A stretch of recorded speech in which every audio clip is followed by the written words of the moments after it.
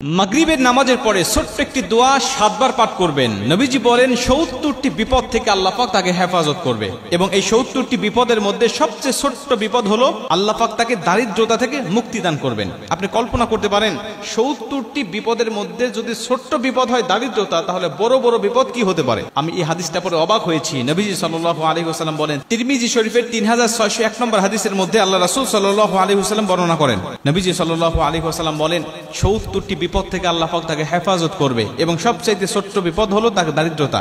আমরা কিন্তু দারিদ্রতাকেই সবচেয়ে বড় বিপদ মনে করি, অথচ নবীজি বলতেন না, এই 70টি বিপদের মধ্যে যত বিপদ আছে সবচেয়ে ছোট্ট বিপদ হলো দারিদ্রতা। বাদ বাকি 69টি বিপদ কত বড় বড় হতে পারে একটু কল্পনা করেন আপনি।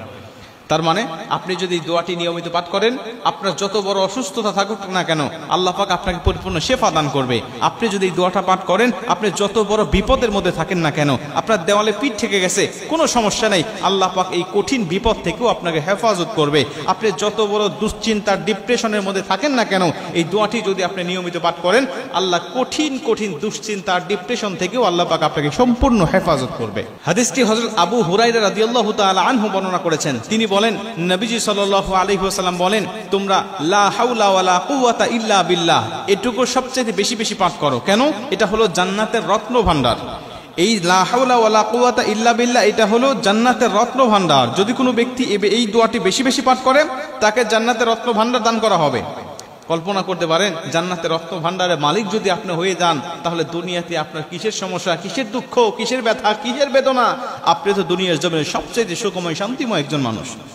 নবীজি বলেন হাদিসের শেষে, এই ব্যক্তি যদি লা হাওলা ওয়ালা কুওয়াতা ইল্লা বিল্লাহ বলার পাশাপাশি যদি আরেকটু যোগ করে বাড়িয়ে দেয়, লা হাওলা ওয়ালা কুওয়াতা ইল্লা বিল্লাহ ওয়ালা মানজা মিনাল্লাহি ইল্লা ইলাইহি, রাসূল সাল্লাল্লাহু আলাইহি ওয়াসাল্লাম বলেন লা হাওলা ওয়ালা কুওয়াতা ইল্লা বিল্লাহর পাশাপাশি ওয়ালা মানজা মিনাল্লাহি ইল্লা ইলাইহি এটুকু যোগ করে যদি কোনো মানুষ তেলাওয়াত করতে পারে, আমল করতে পারে, পাঠ করতে পারে, আল্লাহ পাক তাকে কঠিন কঠিন 70টি বিপদ থেকে তাকে হেফাজত করবে। আল্লাহ পাক তাকে বালা মুসিবত থেকে, দুশ্চিন্তা থেকে, রিজিকের অভাব থেকে আমার আল্লাহ পাক তাকে সম্পূর্ণভাবে হেফাজত করবে। আপনি যত বড় সুস্থ হয়েছেন, ডাক্তারের কাছে ধর্ণা দিয়েছেন, কত চিকিৎসার জন্য আপনি হন্য হয়ে খুঁজতেছেন, কোনোভাবেই আপনার সুস্থতা মিলতেছে না, শেফা গ্রহণ করতে পারতেছেন না।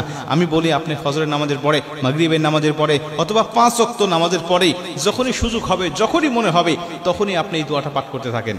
একাধিকবার পড়েন, 5 বার, 7 বার, 10 বার, 100 বার পর্যন্ত আপনি তেলাওয়াত করতে থাকেন। ইনশাআল্লাহ আল্লাহর উপরে তাওয়াক্কুল রেখে যদি আপনি এই আমলটা করতে পারেন, আমার আল্লাহ অবশ্যই আপনাকে শেফা দান করবে। আমার আল্লাহ অবশ্যই আপনাকে সমস্ত বালা মুসিবত থেকে হেফাজত করবে। 70টি বিপদ থেকে আল্লাহ পাক আপনাকে মুক্তি দান করবে।